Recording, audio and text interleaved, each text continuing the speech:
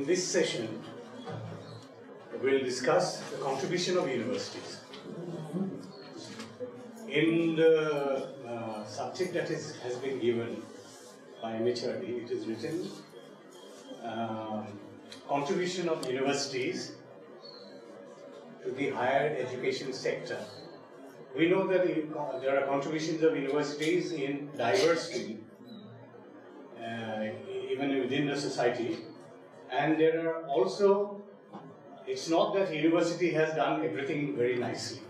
There are also faults of the universities, incapabilities of universities, or other limitations of the universities, which we need to understand, because we are dealing with a system which by itself, you will see gradually, that it will not be able to solve all the problems in the society. If we think that university is the savior of the world, then it's not. But it can promote ideas, so we will consider those ideas.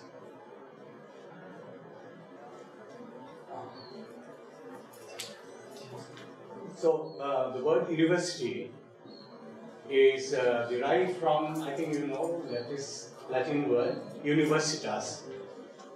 And there is in fact, it comes together with the earliest version that you see of the reference to the university. It comes with this process. Universitas Magistrorum et Scholarum, which roughly means community of teachers and scholars. Okay. And universitas, the name itself implies, it's some sort of a mini cosmos or mini universe. And the mini universe of what, if you ask? Because it is the community of teachers and scholars, we can roughly infer that it will be a mini universe of knowledge. Or mini universe of people, we can also think about people. That university means that a good university is that university where, in fact, all the people who can contribute significantly or who can contribute the best from the different parts of the world, all could be a member of that university that way. So that way, university is like a small universe, a small cosmos. And we know now it is coming in a package of teaching, learning, research, and outreach. So modern university, roughly, these are the features, basic features if we talk about. Yes? So the question is, has it reached excellence in these ventures, or has it complicated the situation? There could be two ways. That it had initial years of Oxford and Cambridge, none of the women were allowed. No, it was a firm no, and even Jews were not allowed. There was a firm restriction against Jews. So there was, it was strictly on religious ground. But then things changed drastically thereafter. What led to this change? That is the precise question. In the meantime, Galileo Galilei came. He came to the University of Pisa, and as we know, he first tried the scientific ventures. He looked through the telescope, looked to the stars, looked to the Saturn and its rings, how these are formed, the phases of Venus, and he studied all these, and he also studied the sunspots. In addition, he also studied for the first time, although this was then not exactly called physics, but then it was at that time called natural philosophy. But then the words which are frequently used nowadays, velocity, gravity, free fall, principle of relativity, inertia, projectile motion, properties of pendulums, which are formed the basic core of physics studies. He introduced it. So this is definitely a big contribution of the university towards the formation of scientific spirit. But then not, if we say that everything at that time, all scientific thinking came from the university, this will be a misnomer. Let us not be under that illusion. Because Descartes, for example, René Descartes, he was a mathematician, philosopher, and a scientist, and he studied more or less away from the university system. And he's called, as we know, those who are in the coming from philosophical background, he's almost called the father of modern Western philosophy. And his meditation of first philosophy continues to be the standard text at almost all university philosophy departments. And his best philosophical statement, as it were, is called Cogito ergo sum. I think, and therefore I am. This is the statement that he made. So all these he did. And he also introduced strongly the field of mathematics. The Cartesian coordinate, for example, the very thing is called after him. He is also credited with the father of analytical geometry, which ultimately led to the growth of calculus, infinitesimal calculus. So all these were done by him, but he did it strongly outside the university system. So it's not true that university system led to all forms of knowledge, and some forms were created even outside. But in universities, one of the main defects at the time, and even now in most of the Indian universities, including possibly ours, is that there is no dialogue between science and arts or commerce, whatever they is. If there are divisions, we do not talk to them. We talk only amongst ourselves. Even then, gradually narrowing the focus to physics. Physics people will not talk even to chemists or mathematicians. They think mathematicians are of lower quality. So these things come into picture. So also it promoted, and this was spelled out by C.P. Snow in his famous book Two Cultures. And this is the Two Culture was the first lecture given by him, brief lecture, and later on it came out in the form of a book. Then university also promoted ivory tower image because we need to discuss both plus and minus points of the university. So there was ivory tower image, isolationism. So you think whatever you think is fit for collecting knowledge, you do it and forget about the world. So that was the more or less the earlier approach. So this flowered in Oxford, Cambridge at that time, and also University of Paris. So some brilliant things were done, but some opportunities were missed because it was not discussed. Next came, in the meantime, Renaissance came, and the Industrial Revolution came. What did Renaissance bring in? Renaissance, if we think about, there are different aspects of it. So then basically, if we think, it brought, earlier gods were in the paintings or in literature. These were the religious considerations were mostly the things of discussion. As it shifted to Renaissance, human beings, their fate, their destiny, these were the things that were discussed. And this came because of a movement that flourished from Florence, the city in Italy, and it happened because there were a number of people who used to throng the city in the month of, from the, say, June, July up to September. This is the period when there is less of cold, and people used to throng there from different silk routes, and they used to carry with them different sets of ideas. These were continuously discussed there, and so there evolved a desire to look at all these with man as the central being of the concern. So things changed drastically from God to man. Next, the Industrial Revolution. Industrial Revolution, as you know, instead of the new, it was the transition to new manufacturing system. New manufacturing system in terms of industry, where big machines were created, and in the meantime, Newton had also come into the picture, and Newton could predict on the basis of his theory what should be the precise moment at when the next eclipse will occur.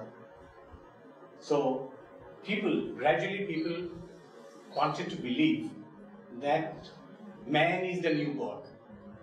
Man is the new God. And therefore, this thinking that everything should be at the center of the, because the human beings need to be at the center, so art should be the center of everything in this universe. That was the concept that was gradually coming into being. And whereas Industrial Revolution made many things simple, made lives of people very simple. For example, locomotives came, trains came, all these shirts could be, thousands of shirts could be produced in a day, or clothing, other clothing. So these things helped. At the same time, there were other concepts. And all these slowly percolated to the university.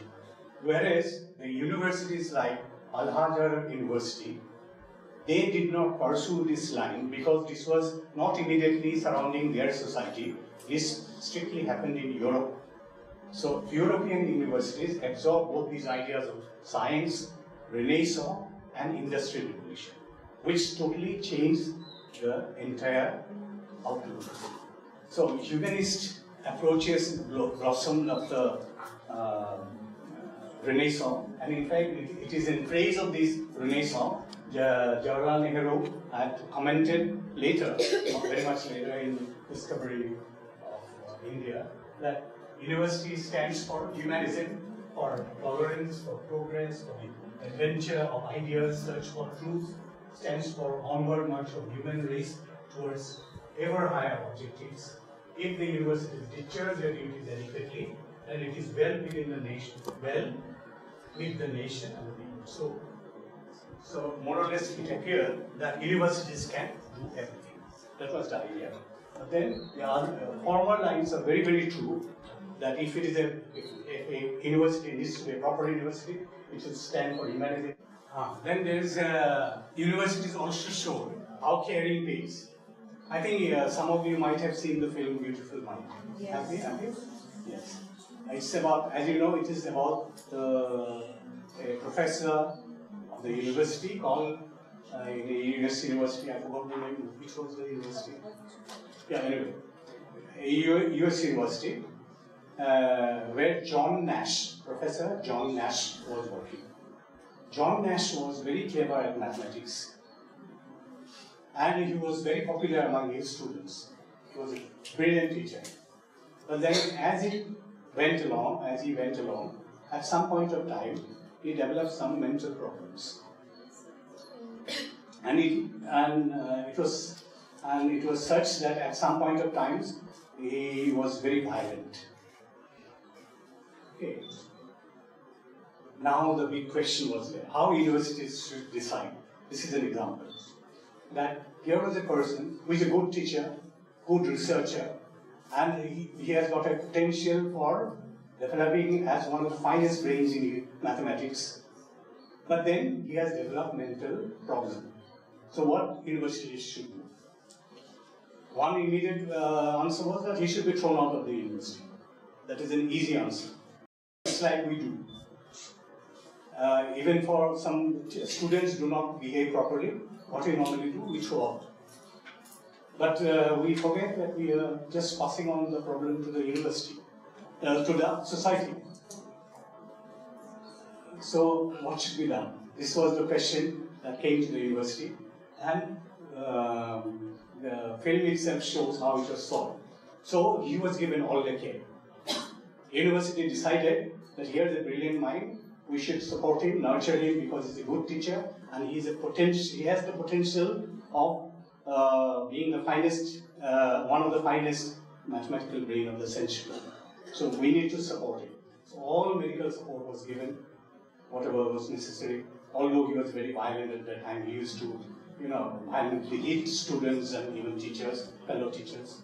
Even in spite of that, the university persisted. And after 2-3 years, gradually, some kind of sanity came back to him. And he started working again. And it was now that he found the basic foundations of the game theory, for which he was given the Nobel Prize. So you can see the implications, because you are dealing exceptional people in the term of faculty. Faculty is no, it's not because you are here, I'm trying to flatter you. But generally, the kind of people that come to the university, they're exceptional people, they're exceptional thinkers. They're supposed to be at least. So these people need to be supported at any cost. That is how the university system works. So we were asking questions, how the university should be a good university, ranking university.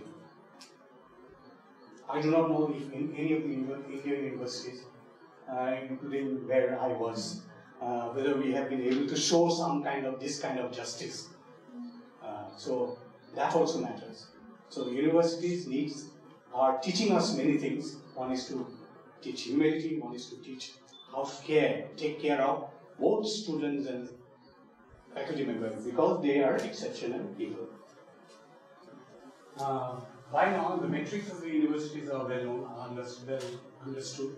Teaching learning was molded into a new interactive kind, especially with burgeoning of ICT.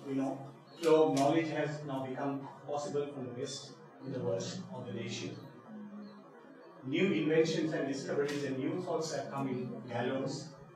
Applications of these have enriched the world and civilizations. So universities are the places of independent thinking, of tolerance, of focused discussion, and of arriving independent decisions. So in a way, this is a platform where, in theory, all solutions of the world can be arrived at. In theory. And top universities of the world are now centers of the efforts for making a better world. As we look to the horizon, we see a future where the fundamental science unlocks vital new knowledge and unleashes unprecedented innovation. Okay? So, what are their aims? They have said, where climate change aims to climate action. So, what are the climate actions needs to be taken? They have tried to list it out. Universities cannot by itself do it, so they have done it. Where clean energy is as universal as the sunrise.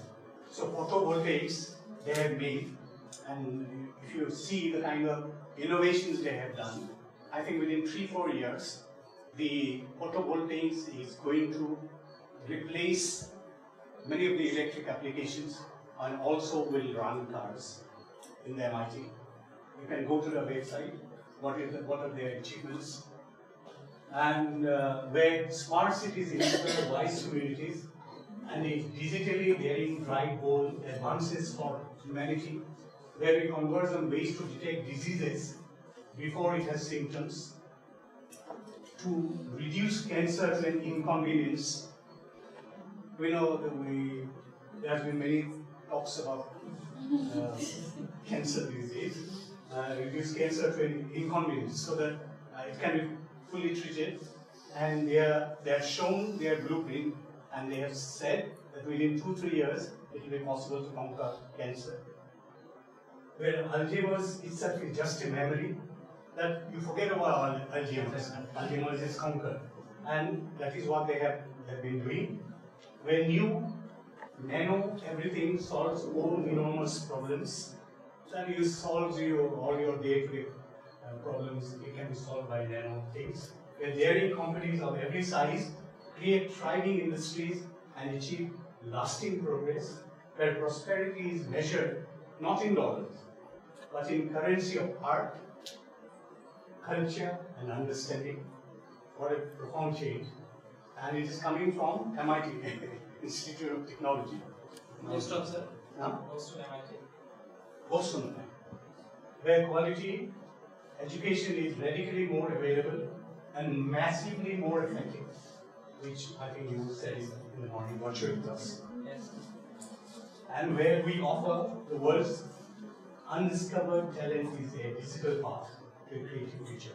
All these things they have done beautifully, and they have not only these statements. You go to the website and read the achievements with respect to each of these.